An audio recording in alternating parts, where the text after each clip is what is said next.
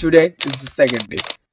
কাল রাতে ভাবছিলাম আজ সকালে উঠতে পারবো তো, but guess what, I did ইট।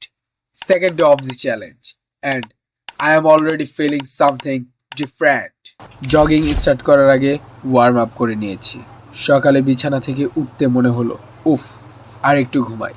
কিন্তু যখন মনে পড়লো আমি একটা চ্যালেঞ্জ নিয়েছি, তখন আর দেরি করিনি। Just got up, put on my shoes and stepped outside.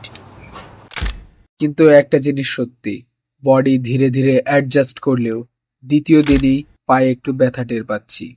Maybe it's part of the process. No pain, no gain, right?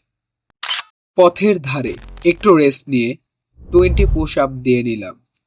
শেষমেশ আজকে একটা জিনিস রিয়েলাইজেশন হলো, শুরুটা কঠিন, কিন্তু ধৈর্য ধরে কন্টিনিউ করলে জিনিসটা আস্তে আস্তে সহজ হয়ে যায়। Day 2 done. Are you with me in this journey? Let me know in the comment. See you tomorrow.